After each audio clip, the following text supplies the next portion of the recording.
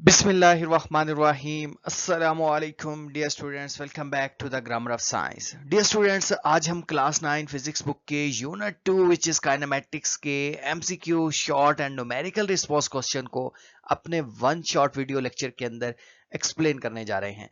तो बिना time waste किए चलते हैं और इन एमसीक्यू शॉर्ट और न्यूमेरिकल रिस्पांस क्वेश्चन को अंडरस्टैंड करने की कोशिश करते हैं। Here we have MCQ question, and question number 1 is change in position of a body from initial to final point is called। यानी एक बॉडी है जो कि अपनी पोजीशन को चेंज कर रही है इनिशियल से फाइनल तक। यानी यहां अगर मैं इसको ड्रॉ कर दूं तो आप ज्यादा अच्छे से समझेंगे। लेट्स सपोज ये आपका हाउस है और यहां से आप मूव करते हैं और अपने जो है वो स्कूल चले जाते हैं। लेट्स सपोज ये आप पाथ ट्रेवल करते हैं और यहां से ये आपका स्कूल आ जाता है।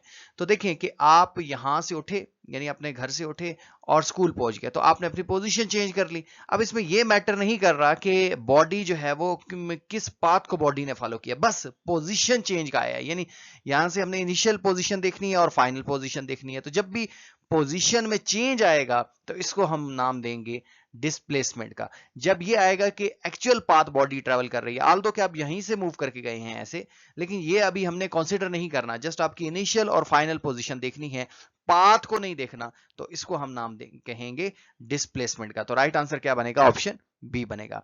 नेक्स्ट हमारे पास एमसीक्यू नंबर 2 है कि motion of a screw of a rotating fan is. अब देखें कि ये एक रोटेटिंग फैन है और इसके ऊपर स्क्रूज माउंट हुए हैं। तो अब ये पूछा जा रहा है कि ये जो स्क्रूज हैं वो कौन सा मोशन करेंगे। अच्छा, इसको एड्रेस करने से पहले फैन को देखें। फैन कौन सा मोशन कर रहा है? तो फैन अपने एक्सिस के गिर्द रोटेट हो रहा है, तो हम कहेंगे कि फैन जो है वो रोटेटरी मोशन कर रहा है, क्योंकि वो अपने एक्सिस के गिर्द एक फिक्स्ड एक्सिस के गिर्द रोटेट हो रहा है, मूव कर रहा है, तो हम कहेंगे रोटेटरी मोशन। लेकिन अगर आप इन स्क्रूज की बात कर रहे हैं, यानी जो पूछने वाला है वो इन स्क्रूज की बात कर रहा है, तो इन स्क्रूज को आप देखें। ये स्क्रूज पहले यहां है, थोड़ी देर बाद ये यहां चले जाएंगे, फिर यहां चले जाएंगे, फिर दोबारा यहां आ जाएंगे। दैट मीन के ये एक सर्कुलर पाथ को फॉलो कर रहे हैं। स्क्रू इटसेल्फ अपने एक्सिस के रोटेट नहीं हो रहे, बल्कि स्क्रू क्या कर रहे हैं? एक सर्कुलर पाथ को फॉलो कर रहे हैं। तो जब भी कोई बॉडी सर्कुलर पाथ को फॉलो करेगी तो फिर हम कहेंगे कि वो सर्कुलर मोशन कर रही है। तो यहां हमसे स्क्रूज के बारे में पूछा जा रहा है, तो स्क्रू डेफिनेटली सर्कुलर पाथ को फॉलो कर रहे हैं। स्क्रू रोटेट नहीं हो रहे। अगर स्क्रू रोटेट होंगे तो स्क्रू तो खुल जाएंगे, दैट मीन लूज हो जाएंगे, और ये जो इसके पर हैं वो गिर जाएंगे। तो स्क्रू रोटेट नहीं हो रहे, स्क्रू क्या कर रहे हैं? वो फिक्स्ड हैं, जस्ट वो एक सर्कुलर पाथ को फॉलो कर रहे हैं। हाँ, फैन जो है वो रोटेटरी मोशन कर रहा है। तो इसमें काफी कंफ्यूजन है यहाँ। ये जो इसकी स्टेटमेंट है वो ज्यादा क्लियर नहीं है, लेकिन मेरे हिसाब से जो है वो मैंने देखा है कि बहुत ज्यादा टीचर्स जो है वो इसको वाइब्रेटरी मोशन रोटेटरी मोशन कह जाते हैं, लेकिन ये रोटेटरी मोशन नहीं है, क्योंकि फैन का नहीं पूछा जा रहा, स्क्रूज का पूछा जा रहा है। तो राइट आंसर क्या बनेगा? सर्कुलर मोशन बन जाएगा। नेक्स्ट मूव करेंगे। Next we have MCQ number 3, and the statement is a cyclist is traveling in a westward direction and produces a deceleration of 8 meter per second square to stop.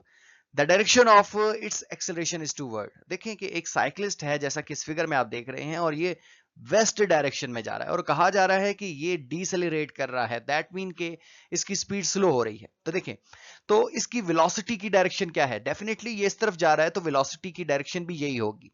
लेकिन अब अगली बात बड़ी important है कि जब अगर कोई ऑब्जेक्ट है और वो स्लो डाउन हो रहा है, यानी अपनी स्पीड को कम कर रहा है, डिसेलरेट कर रहा है, तो इस सूरत में एक्सेलरेशन और वेलोसिटी ऑपोजिट होंगे। ये बात आप अपने दिमाग में डाल लें कि अब क्या होगा कि जब स्लो डाउन होगा तो फिर एक्सेलरेशन हमेशा ऑपोजिट होगा टू द वेलोसिटी, क्योंकि वेलोसिटी की डायरेक्शन ये है, तो एक्सेलरेशन इसके ऑपोजिट होगा। हाँ, ये केस है कि अगर ये अपनी स्पीड को इंक्रीज करता है, एक्सेलरेट करता है, तो फिर ऐसा है कि फिर वेलोसिटी इस जिस डायरेक्शन में है, एक्सेलरेशन भी उसी डायरेक्शन में होगी। यानी एक्सेलरेशन और वेलोसिटी दोनों सेम डायरेक्शन में होंगे तब जब अगर ये स्पीड इंक्रीज करे। अब क्योंकि डिसेलरेट कर रहा है, तो एक्सेलरेशन अगर ये वेस्ट की तरफ है तो एक्सेलरेशन बिल्कुल इसके ऑपोजिट होगा। ठीक है, तो अब हम देखते हैं कि जो हमारे पास राइट आंसर है वो क्या है। राइट आंसर हमारे पास ईस्ट है, क्योंकि वेस्ट के ऑपोजिट क्या बनता है? ईस्ट बनता है। नेक्स्ट है, अगर walk 3 kilometre toward the west and 4 kilometre toward the south, what is the magnitude of her total distance and displacement respectively. देखें इस फिगर में कि गर्ल है वो पहले वेस्ट की तरफ मूव करती है और फिर साउथ की तरफ मूव करती है। वेस्ट की तरफ कितना चलती है 3 किलोमीटर, साउथ की तरफ 4 किलोमीटर। तो इसने कितना डिस्टेंस ट्रेवल किया, तो ये जो एक्चुअल पाथ इसने मूव किया ना, ये इसका डिस्टेंस है। ये 3 किलोमीटर है, ये 4 किलोमीटर है, तो टोटल डिस्टेंस कितना ट्रेवल किया 7 किलोमीटर है। और इन स्टार्टिंग पॉइंट और इनिशियल पॉइंट के दरमियान जो कम से कम फासला है ना, ये इसका डिस्प्लेसमेंट कहलाएगा। तो देखें कि डिस्प्लेसमेंट यहां से लेकर यहां तक बनता है। अच्छा, इसमें इंपॉर्टेंट चीज ये है कि डिस्प्लेसमेंट में ये नहीं देखा जाता कि बॉडी मूव कहां से कर रही है, बस इनिशियल और फाइनल पॉइंट के दरमियान आपने जस्ट ये देखना है कि कम से कम फासला कितना है। इसमें ये मैटर नहीं करता कि बॉडी ने उस पाथ को फॉलो किया है या नहीं किया। आल्दो कि ये जो है वो यहां से ऐसे चलते हुए ऐसे जा रही है, लेकिन इन दो पॉइंट्स के दरमियान जो शॉर्टेस्ट पाथ है वो ये वाला है। तो अब ये पाथ हम कैसे फाइंड आउट करेंगे, तो इसके लिए आप देखें कि एक ट्रायंगल बन रही है। तो ट्रायंगल जब बन रही है तो हम पाइथागोरस थ्योरम का यूज करेंगे, यानी इसको हम हाइपोटेनियस डिक्लेयर कर लेंगे। ये बेस है और ये इसका परपेंडिकुलर अगर हम कंसीडर कर लें तो हमें इसका स्क्वायर और फिर अंडर रूट लेना पड़ेगा, और इस तरह हम इसका जो है वो डिस्प्लेसमेंट फाइंड आउट कर लेंगे। अच्छा जी, नेक्स्ट मूव करेंगे। यहां देखें कि राइट आंसर क्या बनता है 7 किलोमीटर और 5 किलोमीटर, यानी 7 किलोमीटर इसका डिस्टेंस है और 5 किलोमीटर डिस्प्लेसमेंट है। ये बात बड़ी इंपॉर्टेंट, आपको एक और बात पता चली कि जो डिस्प्लेसमेंट होता है ये हमेशा कम ही होगा डिस्टेंस से। ये देखें डिस्टेंस इक्वल भी हो सकता है लेकिन कम होगा, ऐसा पॉसिबल ही नहीं है कि डिस्प्लेसमेंट डिस्टेंस से ज्यादा हो जाए। ये बात बड़ी इंपॉर्टेंट है। Next we have MCQ number 5, and the statement is a rider is training a horse, and horse moves 60 meters toward right in 3 seconds, and then it turns back and travel 30 meters in 2 seconds. Find its average velocity. तो यहाँ हमने average velocity find out करनी है। तो average velocity क्या है, average velocity हमारे पास total displacement over total time है। तो ये एक पॉइंट है, ठीक है, और यहां से एक बॉडी मूव करती है ये राइट साइड पर, ठीक हो गया, ये यहां तक मूव करती है और ये कितना इसने डिस्प्लेसमेंट किया, इसने डिस्प्लेसमेंट किया 60 मीटर का डिस्प्लेसमेंट किया। ओके, ये 60 मीटर का इसने डिस्प्लेसमेंट किया और कितने टाइम के अंदर किया, 3 सेकंड के अंदर किया। फिर क्या करती है, बी से दोबारा जो है वो ए की तरफ जाने की कोशिश करती है, यानी टर्न बैक, लेकिन अब सारा ए तक नहीं जाती बल्कि वो जो है वो 30 मीटर वापस जाती है एक बॉडी, और कितने टाइम के अंदर जाती है, ये 2 सेकंड्स के अंदर जाती है। ये 2 सेकंड्स हैं और ये जो है वो 3 सेकंड्स हैं, ठीक हो गया। अब हमने टोटल डिस्टेंस और टोटल टाइम जो है जब हम इसको निकालेंगे, फाइंड आउट करेंगे, तो फिर हमें पता चल जाएगा कि एवरेज वेलोसिटी किसे कहते हैं। तो देखें कि पहले हम टोटल जो वेलोसिटीज हैं वो कितनी है, पहले वाली सॉरी टोटल जो डिस्टेंस है वो कितना होगा। एवरेज वेलोसिटी निकालने के लिए हमें क्या फार्मूला लगाना पड़ता है, यहाँ मैं लिख देता हूँ। एवरेज वेलोसिटी निकालने के लिए हमें लिखना पड़ता है total displacement over total time, ठीक है, ये इसका फार्मूला है, ठीक हो गया, total displacement over total time. तो टोटल डिस्प्लेसमेंट कितना है, पहला जो डिस्प्लेसमेंट है वो 30 है, 30 मीटर का है, और दूसरा डिस्प्लेसमेंट कितना है, तो दूसरा डिस्प्लेसमेंट जो हमारे पास है वो है पहला 60 है, दूसरा 30 है, ठीक हो गया। लेकिन यहाँ इंपॉर्टेंट चीज ये है कि ये जो 30 है ना डिस्प्लेसमेंट, ये टर्न बैक है, वापसी की तरफ है, यानी अगर आप उसको इस वाले डिस्प्लेसमेंट को राइट साइड पर कंसीडर करेंगे तो ये लेफ्ट साइड पर है। तो क्योंकि डिस्प्लेसमेंट वेक्टर क्वांटिटी है, इसके साथ अगर आप प्लस का साइन लिखेंगे तो इसके साथ आपको माइनस का साइन लिखना पड़ेगा, क्योंकि इसकी डायरेक्शन, इस डिस्प्लेसमेंट की डायरेक्शन इस तरफ है, इसकी डायरेक्शन इस तरफ है, तो दोनों के साथ आप प्लस का साइन नहीं लिख सकते। डायरेक्शन बताने के लिए आप एक के साथ क्या लिखेंगे, माइनस का साइन लिखेंगे। तो यहां मैं लिख देता हूं नेगेटिव साइन, ठीक है, ये -30 मैंने लिख दिया। तो अब टोटल डिस्प्लेसमेंट कितना हो जाएगा, 60 - 30 कितना हो जाएगा, ये आ जाएगा 30 हो जाएगा, ठीक हो गया। और टोटल टाइम कितना है, टोटल टाइम आप ऐड कर लें, ये 30 आ गया, और टोटल टाइम कितना है, टोटल टाइम आप देखें कि ऊपर 3 सेकंड है, नीचे 2 सेकंड है, तो 5 सेकंड हो जाएगा। अब आप इनको करें, डिवाइड करें, और ये कितना बनेगा, 5 6 30 बन जाएगा।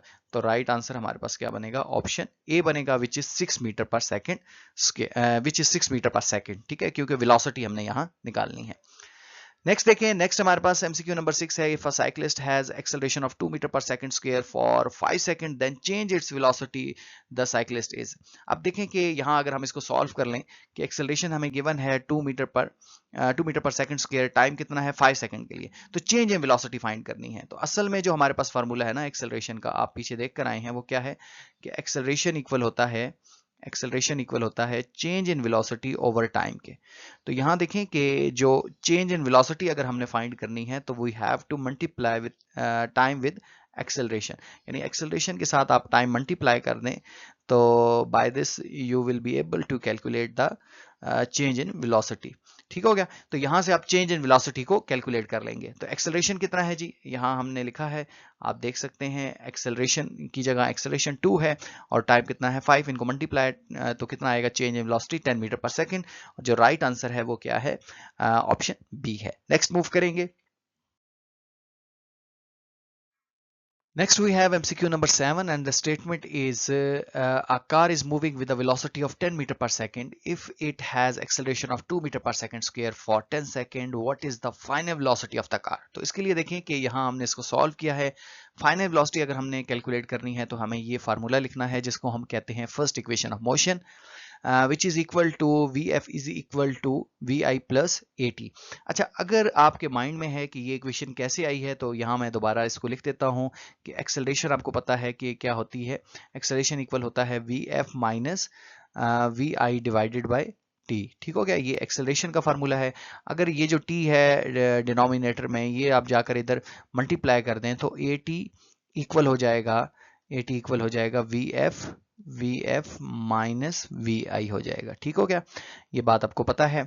अब ये जो माइनस Vi है वो इस तरफ जाकर क्या हो जाएगा, मल्टीप्लाई हो जाएगा, तो At प्लस Vi हो जाएगा। ठीक हो गया, ये हमारे पास इक्वल हो जाएगा Vf के। Is it clear? अब देखें कि हमारे पास जो फाइनल वेलोसिटी है वो इसका क्या फार्मूला बना है, At plus Vi is equal to Vf। तो यहाँ यही हमने लिखा है। अब देखें Vi इनिशियल वेलोसिटी 10 पुट कर दें और एक्सेलरेशन की वैल्यू 2 पुट करें, टाइम की जगह 10, इसको मल्टीप्लाई कीजिए, ऐड कीजिए, तो आपके पास जो आंसर आता है वो आता है 30 मीटर पर सेकंड, जो कि राइट आंसर है ऑप्शन ए में। नेक्स्ट मूव करेंगे। नेक्स्ट हमारे पास है MCQ number 8, when the slope of the bodies displacement time graph increases the body is moving with. अब देखें कि एक डिस्प्लेसमेंट टाइम ग्राफ है, ये डिस्टेंस टाइम ग्राफ है। डिस्टेंस टाइम ग्राफ और डिस्प्लेसमेंट टाइम ग्राफ एक ही बात है।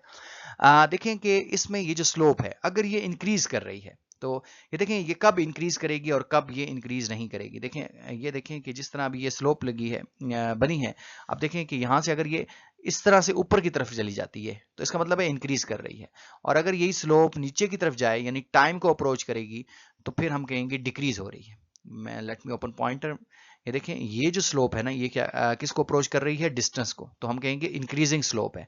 और अगर ये नीचे टाइम को अप्रोच कर रही है तो हम इसको बोलेंगे डिक्रीजिंग स्लोप है। तो अगर स्लोप इंक्रीज कर रही है तो इसका मतलब है कि वेलोसिटी इंक्रीज कर रही है। डिस्प्लेसमेंट टाइम के अंदर या डिस्टेंस टाइम के अंदर स्लोप इंक्रीज कर रही है तो आप कहेंगे कि स्पीड इंक्रीज कर रही है। डिस्प्लेसमेंट टाइम के अंदर स्लोप इंक्रीज कर रही है तो आप क्या बोलेंगे, इंक्रीजिंग वेलोसिटी। ठीक है, तो राइट आंसर क्या बनेगा, ऑप्शन ए बनेगा। नेक्स्ट मूव करेंगे। नेक्स्ट है हमारे पास एमसीक्यू नंबर 9 है, अ ball is thrown straight up, what is the magnitude of acceleration at the top of its path. देखें कि एक्सेलरेशन की वैल्यू क्या होगी। तो एक्सेलरेशन ड्यू टू ग्रेविटी जो है वो कांस्टेंट रहने वाला है, बेशक वो हाईएस्ट पॉइंट पर हो लोएस्ट पॉइंट पर हो, हर जगह एक्सेलरेशन की वैल्यू जो है वो कांस्टेंट रहने वाली है। और वो कितनी होने वाली है, 9.8 मीटर पर सेकंड स्क्वायर होने वाली है। तो राइट आंसर इसका जो बनेगा वो क्या बनेगा, ऑप्शन बी बनेगा। हाँ, ये अलग बात है कि जब बॉटम की बात की जाए तो बॉटम पर वेलोसिटी ज्यादा होगी, अगर आप ऊपर फेंक रहे हैं तो हाईएस्ट पॉइंट पर जाकर इसकी वेलोसिटी जीरो हो जाएगी, लेकिन एक्सेलरेशन थ्रू आउट जो है वो कांस्टेंट रहने वाला है और वो कितना होगा, 9.8 मीटर पर सेकंड स्क्वायर हो जाएगा। अच्छा जी, नेक्स्ट अगर हम देखें तो एमसीक्यू नंबर 10 है कि slope of distance time graph is. अब डिस्टेंस टाइम ग्राफ है और इसके अंदर ये जो स्लोप है वो किसको रिप्रेजेंट करती है। तो याद रहे कि डिस्टेंस टाइम ग्राफ के अंदर ये डिस्टेंस और टाइम ग्राफ है, इसके अंदर ये जो स्लोप है ये रिप्रेजेंट करेगी स्पीड को। अगर ये डिस्प्लेसमेंट टाइम ग्राफ होता तो ये जो स्लोप होती वो रिप्रेजेंट करती वेलोसिटी को। इसी तरह से अगर वेलोसिटी टाइम ग्राफ होता तो ये जो स्लोप है वो रिप्रेजेंट करती एक्सेलरेशन को। तो क्योंकि डिस्टेंस ओवर टाइम क्या होता है, स्पीड होता है, इस वजह से ये स्पीड को रिप्रेजेंट करेगी। तो राइट आंसर हमारे पास ऑप्शन सी है।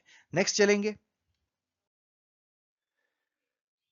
MCQ number 11 is area under speed time graph is equal to dash of moving body. अब देखें कि स्पीड टाइम ग्राफ है और इसका जो area under speed time graph, अब ये देखें कि ये जो लाइन है इसके अंदर यानी ये जो स्लोप है इसके अंदर जितना भी एरिया आ रहा है ये किसको रिप्रेजेंट कर रहा है? तो याद रहे कि जब हमारे पास स्पीड टाइम ग्राफ होगा या वेलोसिटी टाइम ग्राफ होगा तो इसके अंदर जो एरिया आएगा वो रिप्रेजेंट करेगा डिस्टेंस को। तो राइट आंसर क्या बनेगा? ऑप्शन ए बनेगा। MCQ number 12 is in 5 seconds a car accelerates so that its velocity increase by 20 metre पर सेकेंड। द एक्सेलरेशन इज, यहाँ बेसिकली हमने एक्सेलरेशन फाइंड आउट करना है और आपको पता है कि एक्सेलरेशन इक्वल होता है change in velocity with respect to time, यानी वेलोसिटी में जो चेंज आता है और टाइम के लिहाज से कितने टाइम के अंदर आता है। तो यहाँ देखें, यहाँ अगर आपने एक्सेलरेशन फाइंड आउट करना है तो चेंज इन वेलोसिटी कितनी है वो बता रहा है कि 20 मीटर पर सेकेंड जो है वो वेलोसिटी इंक्रीज हुई है। और कितने टाइम के अंदर हुई है जी, वो भी उसने बताया है कि 5 सेकेंड्स के अंदर हुई है। तो 5 को 20 से डिवाइड कर दीजिए तो आपके पास जो आंसर आएगा वो कितना आएगा? 4 मीटर पर सेकेंड स्क्वायर आ जाएगा। ठीक हो गया, ये हमारे पास राइट आंसर आ गया इसका। तो राइट आंसर क्या बनेगा? ऑप्शन बी बनेगा। नेक्स्ट मूव करेंगे।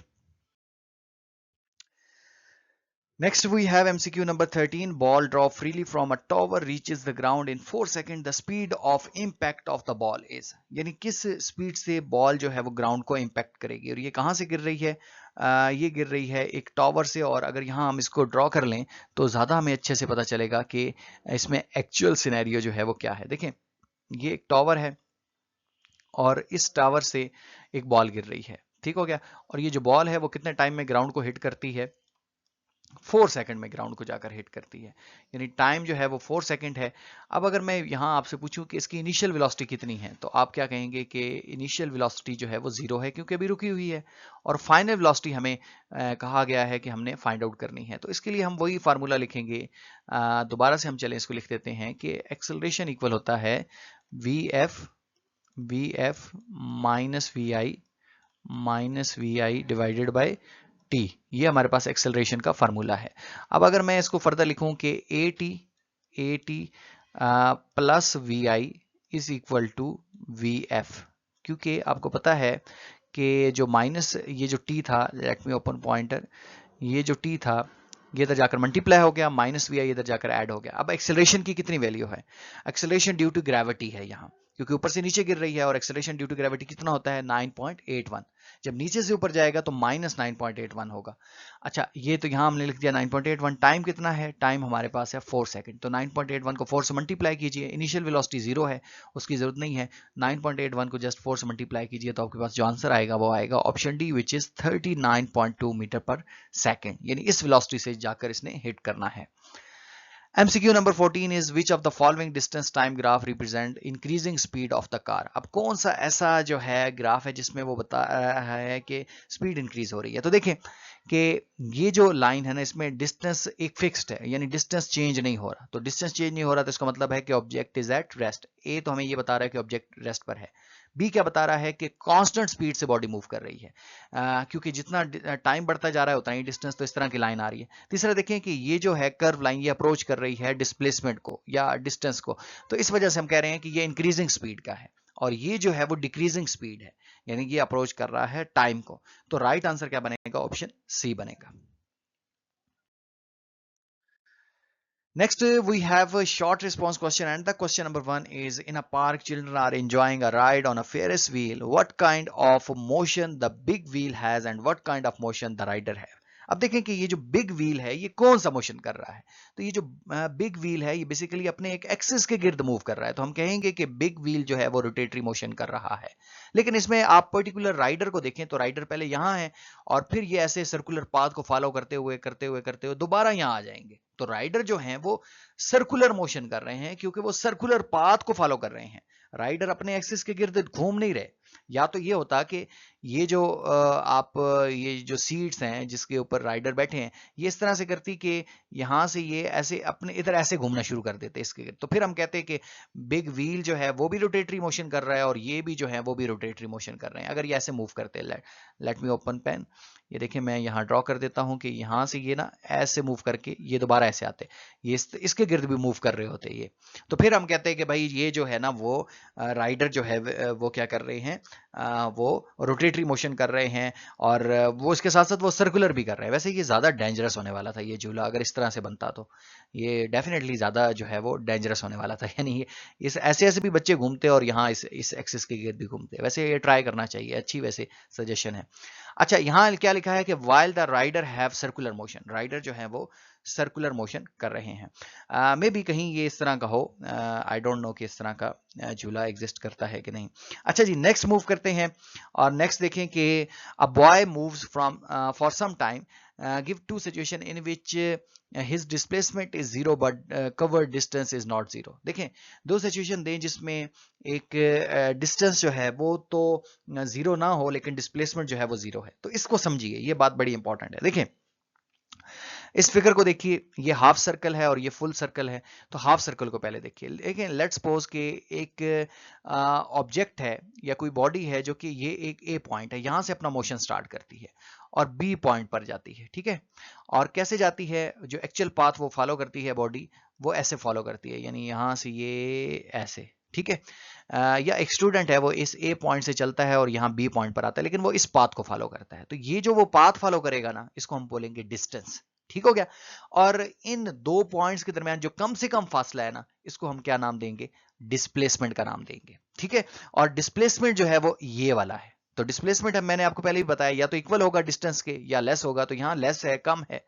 ठीक है, अब अगर इनिशियल और फाइनल मजीद इस तरह से हो जाए, आप देखें मैं मजीद इसको ड्रॉ करता हूं कि ये हमारे पास ए पॉइंट था और ये यहां तक जो है वो आया है, यानी ये ए पॉइंट है और ये बी पॉइंट है। ठीक है, अब एक स्टूडेंट है, लेट मी ओपन पॉइंटर, जो कि यहाँ से अपना मोशन स्टार्ट करता है और ये इस पाथ सर्कुलर पाथ पे फॉलो करता हुआ यहाँ बी पॉइंट पर जाता है। तो ये जो इसने एक्चुअल पाथ ट्रेवल किया ना, ये इसका डिस्टेंस होगा। लेकिन ए और बी के दरमियान जो शॉर्टेस्ट पॉइंट है, शॉर्टेस्ट डिस्टेंस है, वो तो यही है।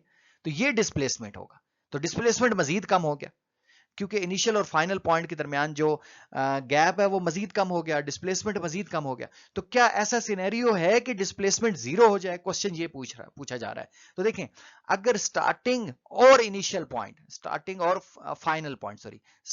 फाइनल पॉइंट एक ही आ जाता है, यानी ये स्टार्टिंग पॉइंट है, बॉडी मूव करके दोबारा यहीं आ जाती है, तो स्टार्टिंग और फाइनल पॉइंट अगर एक हो जाए तो इस सूरत में डिस्टेंस तो होगा लेकिन डिस्प्लेसमेंट जीरो हो जाएगा। ये मेन बात है कि डिस्प्लेसमेंट कब जीरो होता है, जब स्टार्टिंग और एंडिंग पॉइंट जो है वो सेम हो जाएं, तो उस सूरत में डिस्प्लेसमेंट जीरो हो जाता है। आई होप आप इसको समझ गए हैं बात को। अभी हम यहां लिखते हैं, एक तो एग्जांपल सर्कुलर ट्रैक की है कि अगर कोई बॉडी जो है वो सर्कुलर ट्रैक को फॉलो करती है तो उसका स्टार्टिंग और एंडिंग पॉइंट जो है वो सेम होगा, इस वजह से डिस्प्लेसमेंट जीरो हो जाएगा लेकिन डिस्टेंस जीरो नहीं होगा। और इसके साथ एक और एग्जांपल भी है कि आप अपने होम से स्कूल जाते हैं और स्कूल से दोबारा होम में आते हैं, हाउस में वापस आ जाते हैं। तो अब इस सूरत में जितना आपने पॉजिटिव डिस्प्लेसमेंट किया उतना ही नेगेटिव डिस्प्लेसमेंट किया, तो नेट डिस्प्लेसमेंट जो होगा वो जीरो हो जाएगा। ठीक है, लेकिन कवर डिस्टेंस जो है वो जीरो नहीं होगा। ठीक हो गया, नेक्स्ट मूव करेंगे। नेक्स्ट हमारे पास क्वेश्चन नंबर 3 है और ये है कि stone tied to the string is whirling in a circle, what is the direction of its velocity at any instant. देखें, अब देखें कि एक स्टोन है जिसको आपने एक स्ट्रिंग के साथ बांधा है और इस तरह आप उसको घुमा रहे हैं, तो हर एक इंस्टेंट के ऊपर वेलोसिटी की क्या डायरेक्शन होगी। तो इसके लिए ये है कि आपको जिस पॉइंट पर आप वेलोसिटी की डायरेक्शन देखना चाहते हैं, लेट्स सपोज यहाँ, तो वहां आपको एक टेंजेंट लाइन ड्रॉ करना पड़ेगी। ये मैंने टेंजेंट लाइन ड्रॉ कर दी सर्कल के साथ। तो ये जो टेंजेंट लाइन है ये वेलोसिटी की डायरेक्शन बता रही है कि स्टोन की इस इंस्टेंट के ऊपर इधर वेलोसिटी होगी। अब जब स्टोन यहां पहुंचेगा तो यहां आप एक टेंजेंट लाइन ड्रॉ कर दें, तो टेंजेंट लाइन बताएगी कि वेलोसिटी की डायरेक्शन ये होगी। जब यहां पहुंचेगा तो तब आप एक और टेंजेंट लाइन ड्रॉ कर दें, तो ये बताएगा कि आपको वेलोसिटी की डायरेक्शन क्या होगी। तो इसका मतलब ये है कि टेंजेंट लाइन हमें बता रही है, तो हम कहेंगे कि टेंजेंशियली होगी हर एक पॉइंट के ऊपर, सर्कुलर पाथ के ऊपर अगर कोई बॉडी फॉलो कर रही है तो हर एक पॉइंट के ऊपर उसकी जो वेलोसिटी है वो टेंजेंशियली होगी सर्कल के साथ। ठीक है, अच्छा अब आपके माइंड में है कि ये टेंजेंट हम किसे कह रहे हैं। तो टेंजेंट बेसिकली एक ऐसी लाइन है जो कि सर्कल को किसी एक पॉइंट पर टच करती है, उसको हम बोलते हैं टेंजेंट लाइन। तो हम इसका आंसर क्या लिखेंगे, हम इसका आंसर लिखने वाले हैं कि the velocity of the stone at any instant is directed tangentially to the circle, यानी सर्कल के साथ ये टेंजेंट बना रही होगी, वेलोसिटी की डायरेक्शन वो होगी। नेक्स्ट हम मूव करेंगे। नेक्स्ट हमारे पास क्वेश्चन नंबर 4 है कि is it possible to accelerate an object without speeding it up और स्लोइंग इट डाउन। ये बड़ा इंटरेस्टिंग क्वेश्चन है कि क्या ये मुमकिन है कि आप स्पीड को इंक्रीज भी ना करें और स्पीड को डिक्रीज भी ना करें लेकिन फिर भी एक्सेलरेट करें। ठीक है, क्योंकि एक्सेलरेट हमने किसको कहा हुआ है, एक्सेलरेशन हमने किसको कहा हुआ है, एक्सेलरेशन कहा हुआ है, देखें ये एक ए पॉइंट है और एक बी पॉइंट है। तो यहां ए पॉइंट पर किसी ऑब्जेक्ट की वेलोसिटी 5 मीटर पर सेकेंड है, ठीक है, और बी पॉइंट पर इस ऑब्जेक्ट की वेलोसिटी जो है वो 15 मीटर पर सेकेंड हो जाती है। ठीक है, तो यहां इसकी वेलोसिटी चेंज हुई ना, ये इस बॉडी की वेलोसिटी चेंज हुई, तो वेलोसिटी चेंज होगी तो हम कहेंगे बॉडी एक्सेलरेट कर रही है। इसी तरह से अगर ए पर 5 है, ठीक है, और बी पॉइंट पर जाकर वेलोसिटी 2 मीटर पर सेकेंड हो जाती है तो वेलोसिटी डिक्रीज हो गई, तो इसको हम बोलेंगे डीसेलरेट हो रही है, यानी ऑब्जेक्ट स्लो डाउन हो रहा है, तो इसका मतलब है नेगेटिव एक्सेलरेशन हो रहा है। लेकिन एक्सेलरेशन दोनों सूरतों में है। अब क्या, अगर एक पॉइंट पर वेलोसिटी जो है वो, लेट्स सपोज करें आप, वेलोसिटी जो है वो 5 है, ठीक है, ए पॉइंट के ऊपर, और बी पॉइंट के ऊपर जो वेलोसिटी है वो भी 5 ही है, यानी वेलोसिटी चेंज नहीं हुई। ठीक है, ए और बी पॉइंट पर वेलोसिटी क्या है, सेम है, सेम वेलोसिटीज हैं, वेलोसिटीज चेंज नहीं हुई। तो हम क्या कहेंगे, यहां तो वेलोसिटी चेंज हो रही है, एक्सेलरेशन होगा, लेकिन यहां वेलोसिटी चेंज नहीं है, तो क्या यहां एक्सेलरेशन मुमकिन है। ये वो किया क्वेश्चन किया जा रहा है कि अगर वेलोसिटी चेंज ना हो, ना तो स्पीड अप हो ना स्पीड डाउन हो, तो फिर भी एक्सेलरेशन होगा। तो आम मानों में तो बच्चे ये कहेंगे कि सर एक्सेलरेशन नहीं होगा, क्योंकि एक्सेलरेशन कहती है चेंज इन वेलोसिटी को है। लेकिन यहां आप बड़ी चीज मिस कर रहे हैं कि एक्सेलरेशन सिर्फ वेलोसिटी पर डिपेंड नहीं करता, एक्सेलरेशन वेक्टर क्वांटिटी है, तो ये वेलोसिटी और डायरेक्शन दोनों पर, सॉरी, सिर्फ वेलोसिटी के चेंज होने पर डिपेंड नहीं करता, यानी मैग्नीट्यूड पर डिपेंड नहीं करता वेलोसिटी के, ये डायरेक्शन पर भी डिपेंड करता है। तो एक डायरेक्शन पर डिपेंड करता है और दूसरा किस पर डिपेंड करता है, वेलोसिटी के मैग्नीट्यूड पर। ये मैं साथ लाइन लगा देता हूं, तो डायरेक्शन, तो वेलोसिटी का मैग्नीट्यूड तो यहां फिक्स्ड है, यानी आप यहां बात कर रहे हैं तो यहां वेलोसिटी का मैग्नीट्यूड तो फिक्स है, यानी यहां भी 5 है यहां भी 5 है। लेकिन अगर ये बॉडी मुड़ जाती है, यानी सर्कुलर पाथ के ऊपर कांस्टेंट वेलोसिटी से चलती है, तो हर एक इंस्टेंट के ऊपर उसकी वेलोसिटी चेंज होने वाली है। ये भी हम ऊपर देख कर आए हैं, तो हर एक इंस्टेंट के ऊपर उसकी वेलोसिटी की डायरेक्शन चेंज होने वाली है। तो जब डायरेक्शन चेंज होगी तो हम कहेंगे एक्सेलरेशन प्रोड्यूस होगा, क्योंकि एक्सेलरेशन डायरेक्शन पर भी डिपेंड करता है और मैग्नीट्यूड पर भी डिपेंड करता है। तो यहां यही लिखा है कि an object can accelerate without changing its speed when its direction of motion changes, यानी अगर आप मोशन की जो डायरेक्शन है वो चेंज कर दें तो एक्सेलरेशन प्रोड्यूस होगा। For example, an object moving in a circular path at a constant speed is accelerating because its direction continuously changes. Next move करेंगे। नेक्स्ट हमारे पास क्वेश्चन नंबर 5 है, can a car moving right have direction of acceleration toward left. एक car है जो कि right direction में जा रही है, इसकी वेलोसिटी की डायरेक्शन भी राइट है क्योंकि राइट तरफ जा रही है, तो क्या इसका एक्सेलरेशन लेफ्ट साइड पर हो सकता है। तो ये बात हम पहले भी देख कर आए हैं, बिल्कुल हो सकता है, और इसके लिए कंडीशन ये है कि अगर ये स्लो डाउन हो रही है, यानी इसकी वेलोसिटी ज्यादा है और बाद में वेलोसिटी कम हो रही है, तो स्लो डाउन हो रही है, तो जब ये स्लो डाउन हो रही होगी तो तब वेलोसिटी और एक्सेलरेशन ऑपोजिट होते हैं। हाँ, अगर वेलोसिटी इंक्रीज कर रही है तो फिर वेलोसिटी और एक्सेलरेशन सेम डायरेक्शन में होंगे, और अगर वेलोसिटी कांस्टेंट है तो फिर क्या होगा, और अगर वेलोसिटी कांस्टेंट है तो डेफिनेटली फिर एक्सेलरेशन ही नहीं होगा। तो यहां इसका आंसर क्या है, इसका आंसर आप देख सकते हैं कि yes, a car moving to the right can have the acceleration toward left, this happen when the car is moving to the right but slowing down. जैसे कार राइट की तरफ जा रही है लेकिन उसका एक्सेलरेशन लेफ्ट तरफ होगा जब वो उसकी स्पीड डिक्रीज हो रही होगी। नेक्स्ट जो क्वेश्चन है, क्वेश्चन नंबर 6, वो ये है कि with the help of daily life example describe the situation in which acceleration is in the direction of motion. अब एक ऐसी सिचुएशन बताएं जिसमें एक्सेलरेशन मोशन की डायरेक्शन में है, दैट मीन वेलोसिटी की डायरेक्शन में है, कि एक्सेलरेशन और वेलोसिटी की सेम डायरेक्शन है। तो ये बात अभी हम देख कर आए हैं कि जब कोई ऑब्जेक्ट या कोई कार जो है जिसकी वेलोसिटी इंक्रीज हो रही है तो उस टाइम इसके एक्सेलरेशन और वेलोसिटी सेम डायरेक्शन में होंगे। अगर वेलोसिटी डिक्रीज हो रही है तो फिर एक्सेलरेशन और वेलोसिटी अगेंस्ट होंगे, एक दूसरे के ऑपोजिट होंगे। जैसे अगर आप ब्रेक लगा रहे हैं तो फिर क्या होगा कि फिर उसकी वेलोसिटी डिक्रीज होगी, इस सूरत में एक्सेलरेशन ऑपोजिट होगा मोशन की डायरेक्शन में। और अगर एक्सेलरेशन जीरो है तो इसका मतलब यह है कि वो कांस्टेंट वेलोसिटी से मूव कर रही है, बॉडी की वेलोसिटी चेंज नहीं हो रही। Next we have question number 7, and the statement is examine distance time graph for a motorcyclist. What does it graph tell us about the speed of motorcyclist? Also plot its velocity time graph. अब देखें ये graph है और इस graph में हमसे पूछा जा रहा है कि ये ग्राफ की जो स्लोप है वो हमें स्पीड के बारे में क्या इंफॉर्मेशन दे रही है। तो अगर हमने इसकी स्पीड निकालनी है तो हमें क्या करना होगा, इस ग्राफ के ऊपर कोई भी एक पॉइंट ले लें। लेट्स सपोज मैं ये पॉइंट ले लेता हूं, यहाँ देखिए मैं ये एक पॉइंट मार्क कर लेता हूं जहां 6 सेकंड के ऊपर ये। अब इस पॉइंट को आपने क्या करना है, इस पॉइंट को आपने हॉरिजॉन्टल एक्सिस के साथ भी मिला देना है और वर्टिकल एक्सिस के साथ भी मिला देना है। ये वर्टिकल एक्सिस था, सॉरी ये वर्टिकल एक्सिस है, वर्टिकल एक्सिस के साथ मिला दिया, और ये हॉरिजॉन्टल एक्सिस है तो इसको हमने मिला दिया। अब हमने स्पीड निकालनी है, तो स्पीड क्या होती है, स्पीड हमारे पास इक्वल होती है डिस्टेंस ओवर टाइम के। तो स्पीड कितनी है 48 है, टाइम कितना है 6 सेकंड है, तो 48 को 6 से डिवाइड कीजिए तो ये कितना आ जाएगा 8 मीटर पर सेकंड आ जाएगा। ठीक हो गया। तो ये ग्राफ हमें ये बता रहा है कि जो ऑब्जेक्ट है वो मूव कर रहा है 8 मीटर पर सेकंड की कांस्टेंट वेलोसिटी के साथ। अच्छा, अब दूसरा उसने जो क्वेश्चन किया है कि also plot its velocity time graph. अब इसकी वेलोसिटी टाइम ग्राफ भी हमने प्लॉट करना है, तो उसके लिए क्या करें, आप अगेन एक वर्टिकल एक्सिस ड्रॉ करें, हॉरिजॉन्टल एक्सिस ड्रॉ करें, यहाँ आप वैल्यूज को प्लॉट कर लें, यानी टाइम की वैल्यूज को 5 हो गया, फिर आगे आप इस तरह से 10 हो गया, 10 सेकेंड हो गया, फिर आगे इस तरह 20 सेकेंड हो गया, ठीक है, सॉरी 15 हो जाएगा पहले, फिर 20 आएगा, और इसी तरह से यहाँ आप वेलोसिटी की वैल्यूज को प्लॉट करें, यानी वेलोसिटी का एक्सिस है, ये टाइम का एक्सिस है। अच्छा, वेलोसिटीज की वैल्यूज कितनी हैं, यहाँ आप इसको 5 कर दें, यहाँ आप इस तरह से आगे से जो है वो इसको 10 कर दें, और आगे फिर आप एक और ले लें जो 15 वाला हो। ठीक हो गया। तो ये आपने वेलोसिटी की वैल्यू को प्लॉट कर दिया। अब हमारे पास जो आंसर आया वो कितना आया 8 मीटर पर सेकंड का। तो लेट्स सपोज 8 जहां कहीं होगा, ये हमने एक हॉरिजॉन्टल लाइन ड्रॉ कर देनी है ऐसे, ठीक है।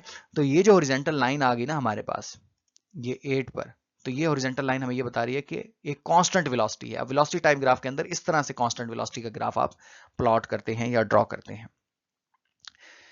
नेक्स्ट हमारे पास क्वेश्चन नंबर 8 है कि which control in the car can produce acceleration और डिसेलरेशन इन इट। कौन सा ऐसी चीज है कार के अंदर जो कि एक्सेलरेट करवाती है या फिर डिसेलरेट करवाती है, यानी स्पीड को इंक्रीज कराने वाली चीज कौन सी है, तो वो एक्सेलरेटर है।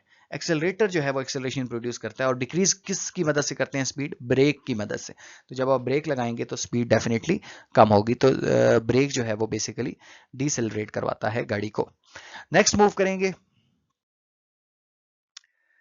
नेक्स्ट हमारे पास क्वेश्चन नंबर 9 है कि if 2 stone of 10 kg and 1 kg are drop from 1 kilometre high tower, यानी एक 10 किलो का पत्थर है और एक 1 किलो का पत्थर है, दोनों को आप 1 किलोमीटर हाई टावर से नीचे गिराते हैं, which one will hit the ground with greater velocity. कौन पहले ग्राउंड को हिट करेगा, तो इसका आंसर ये है कि दोनों सेम टाइम में ग्राउंड को हिट करेंगे, क्योंकि एक्सेलरेशन जो जिसने करवाना है ग्रेविटी ने वो कांस्टेंट है, और वो डिपेंड नहीं करता कि मैथ ज्यादा होगा तो ज्यादा एक्सेलरेशन करवाएगा, नहीं, यानी वो मैथ पर डिपेंड नहीं करती, ग्रेविटी की वैल्यू जो है वो कांस्टेंट है और वो 9.81 है। तो यहाँ ये लिखा है कि both stones will hit the ground with the same velocity because acceleration due to gravity is independent of masses of object when the air resistance is neglected.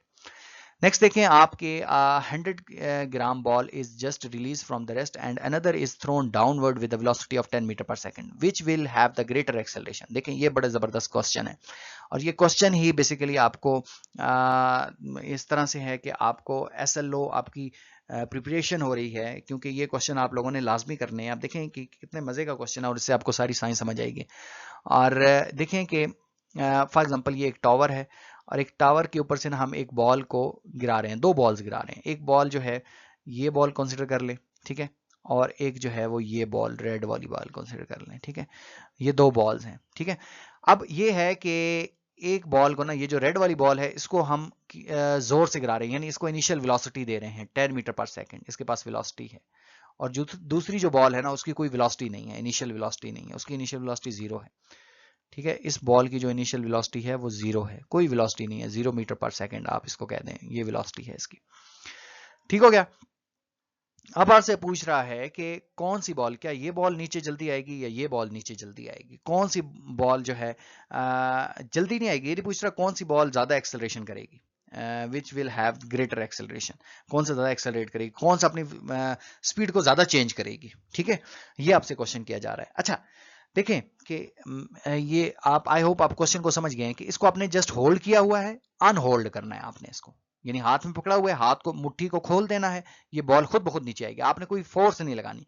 लेकिन इसको ऊपर से इस तरह से फोर्स लगानी है कि शुरू वाली इसकी रफ्तार जो है वो 10 मीटर पर सेकंड है। ठीक है, इसको रेड वाली को आपने थोड़ा आप यूं कह लें कि पुश करना है।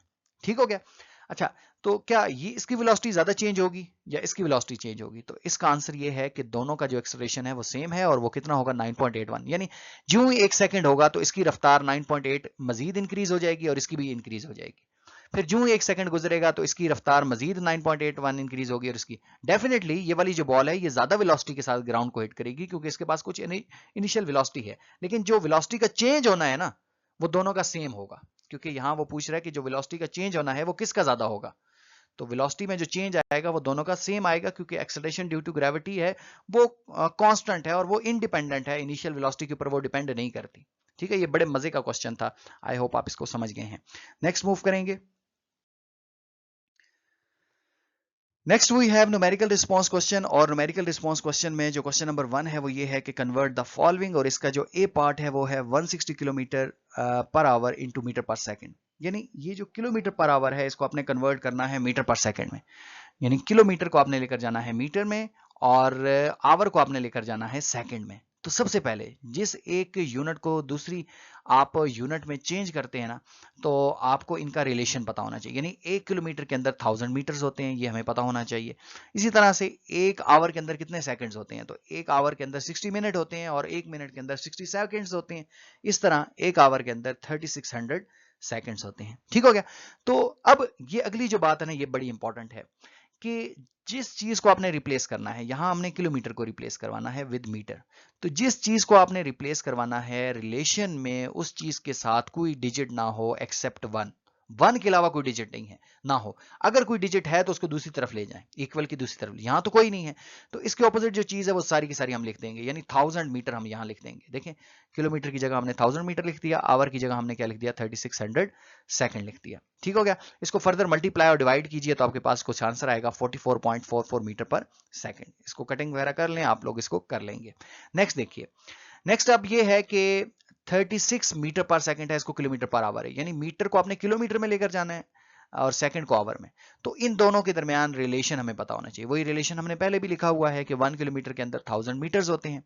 लेकिन अब यहां हमने किसको रिप्लेस करवाना है, यहां हमने मीटर को रिप्लेस करवाना है। तो इस रिलेशन में मीटर के साथ कोई नंबर नहीं होना चाहिए, लेकिन यहां तो मीटर के साथ 1000 लिखा हुआ है। तो इस 1000 को इक्वल के दूसरी तरफ ले जाना है आप लोगों ने। तो जब इक्वल के दूसरी तरफ लेकर जाएंगे 1000 को, तो 1000 यहां मल्टीप्लाई हो रहा है, उधर जाकर ये क्या हो जाएगा, डिवाइड हो जाएगा। ठीक हो गया। तो यहां हम क्या लिखेंगे कि किलोमीटर बाय 1000 लिख दिया। ठीक हो गया। आई होप आप इस पॉइंट को गेट कर गए हैं। देखें, देखें यहां देखें कि ये जो मीटर पर सेकंड था, इसको मीटर और डिवाइड आगे डाल के फिर आगे हमने सेकंड डाल दिए। सही है। इसी तरह से अब मीटर को हमने तो रिप्लेस करना है, इसी तरह ये सेकंड को देखिए। नेक्स्ट देखिए कि अब इधर हमने सेकंड को आवर में लेकर जाना है, तो इसका रिलेशन तो ये है, लेकिन इसके साथ एक नंबर लिखा हुआ है, सेकंड के साथ 3600 लिखा हुआ, ये हमें नहीं चाहिए, क्योंकि सेकंड को हमने रिप्लेस करना है ना।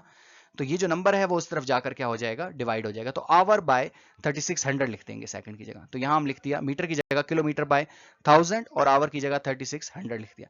इसको आप डिवाइड को मल्टीप्लाई में चेंज करें और वैल्यू को उल्टा दें, आप कटिंग वगैरह करें, तो आपके पास क्या आ जाएगा, 129.6 किलोमीटर पर आवर आ जाएगा। नेक्स्ट मूव करेंगे। यहाँ हमारे पास सी पार्ट है, और सी पार्ट में हमारे पास जो क्वेश्चन है वो ये है कि 15 kilometre per hour square into metre per second square. यानी यहाँ आपने किलोमीटर पर आवर स्क्वायर को आपने मीटर पर सेकंड स्क्वायर में लेकर जाना है। तो अब हमें क्या करना है, सबसे पहले अगेन वही कि किलोमीटर और मीटर का रिलेशन हमें पता होना चाहिए। तो हमें पता है कि 1 किलोमीटर के अंदर 1000 मीटर्स होते हैं। इसी तरह जिसको हमने रिप्लेस करवाना है उसका रिलेशन में उसके साथ नंबर नहीं होना चाहिए, तो यहाँ रिलेशन में उसके साथ नंबर नहीं है। और इसी तरह से हमने आवर और सेकंड, आवर को क्योंकि सेकंड में लेकर जाना है और आवर और सेकंड का रिलेशन हमें पता होना चाहिए, तो आवर के साथ कोई नंबर नहीं है। तो जस्ट हम इसको रिप्लेस कर लेंगे, किलोमीटर की जगह 1000 मीटर लिख देंगे और आवर की जगह 3600 सेकंड लिख देंगे। क्योंकि ऊपर स्क्वायर है तो ऊपर हमने स्क्वायर भी यहाँ डाल दिया है। इसको 2 टाइम आप मल्टीप्लाई करेंगे 3600 को 3600 के साथ, और फर्दर आप इसको मल्टीप्लाई और डिवाइड कर लें, तो आपके पास जो आंसर आएगा वो 0.001 मीटर पर सेकंड स्क्वायर आ जाएगा। अच्छा, जो डी पार्ट है वो क्या है कि 1 मीटर पर सेकंड स्क्वायर को आपने लेकर जाना है किलोमीटर पर आवर स्क्वायर को में। यानी मीटर को आपने किलोमीटर में लेकर जाना है और सेकंड को आपने आवर में लेकर जाना है। तो देखें मीटर को किलोमीटर में ले गए और सेकंड को आवर में ले गए। तो देखें यहाँ अच्छा, इससे पहले एक और चीज देखें कि मीटर और सेकंड स्क्वायर है ना, तो इसको हम डिवाइड करके लिख देते हैं ताकि हमें नीचे लिखना आसानी हो। ये मीटर और सेकंड स्क्वायर। अब वही बात है कि मीटर और किलोमीटर का हमें रिलेशन पता होना चाहिए। ये रिलेशन है क्योंकि मीटर को हमने किलोमीटर में लेकर जाना है, तो जिस चीज को हमने रिप्लेस करना है या मीटर को रिप्लेस करना है ना, तो मीटर के साथ ये नंबर नहीं होना चाहिए। ये जो नंबर है वो इक्वल के दूसरी तरफ जाकर हम इसको डिवाइड कर देंगे। तो यहाँ ये जो 1000 है वो इस तरफ जाकर डिवाइड कर देंगे, किलोमीटर बाय 1000 लिख देंगे। मीटर की जगह क्या लिख देंगे, किलोमीटर बाय 1000। इसी तरह से आप देखें कि ये जो आवर है, क्योंकि सेकंड को हमने रिप्लेस करना है ना, तो रिलेशन में सेकंड के साथ नंबर नहीं होना चाहिए। तो ये 3600 इस तरफ जाकर डिवाइड कर देंगे, तो आवर बाय 3600 लिख देंगे।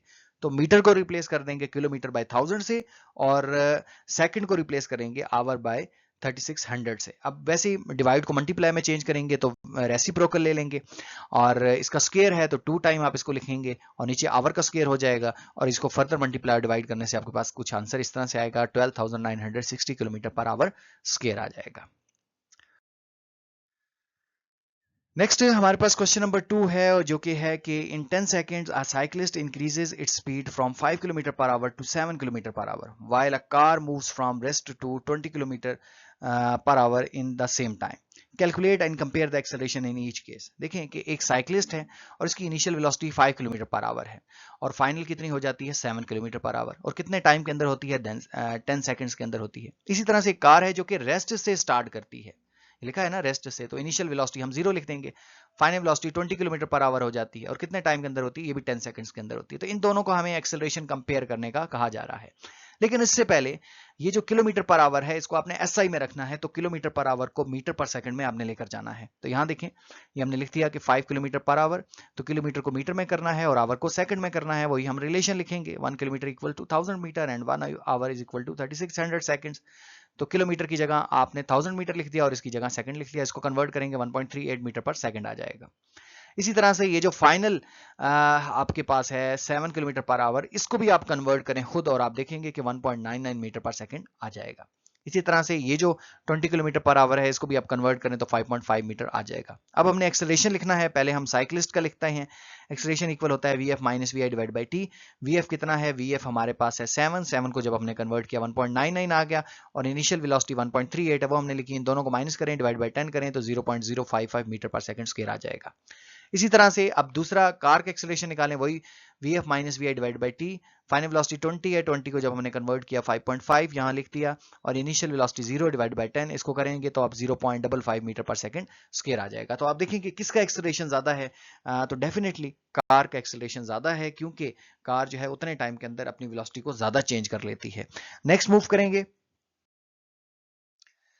नेक्स्ट हमारे पास न्यूमेरिकल क्वेश्चन 3 है कि a ball is thrown straight up such that it took 2 second to reach the top after which is started falling back. What was the speed with which the ball was thrown up. यहाँ देखें कि एक ball है जिसको शुरू में भेजा गया ऊपर, तो एक हाईएस्ट पॉइंट पर जाने के लिए 2 सेकंड लेती है, यानी 2 सेकंड के बाद ये रुक जाएगी और वहां से फिर वापस जो है आना शुरू हो जाएगी ये बॉल।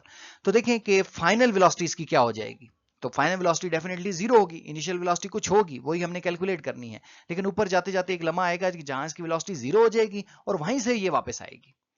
तो अब हमें ये बात पता चल गई कि इनिशियल वेलोसिटी इसकी हमने फाइंड करनी है और फाइनल वेलोसिटी 0 है। टाइम कितना है 2 सेकंड, और एक्सेलरेशन ड्यू टू ग्रेविटी नीचे से ऊपर जा रही है, तो माइनस का साइन लिखेंगे, -9.81 पुट करेंगे।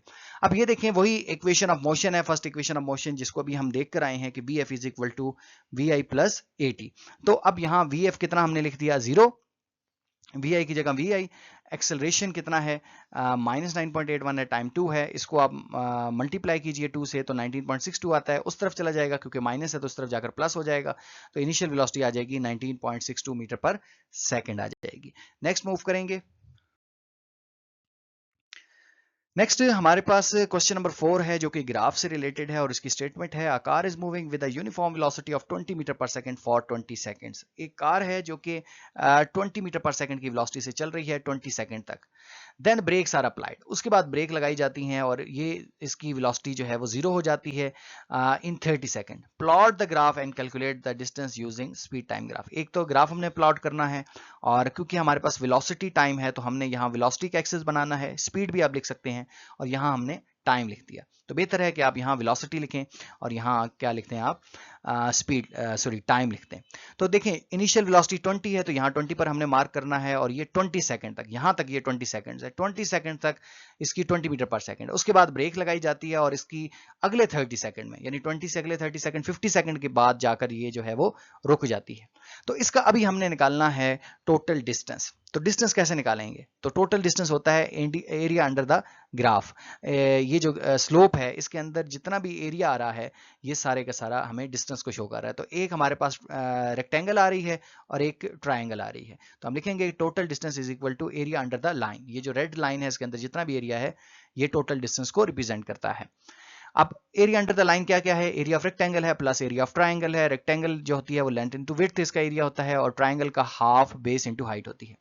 अब लेंथ कितनी है इसकी? तो आप देख लें, इसको आप लेंथ कह दें 20 है, और हाइट जो है वो भी 20 है, वो हमने लिख दिया 1/2। बेस कितनी है ट्राइंगल की? तो बेस 30 है। 50 से 20 कितनी बेस बनती है? 30। और हाइट कितनी है इसकी?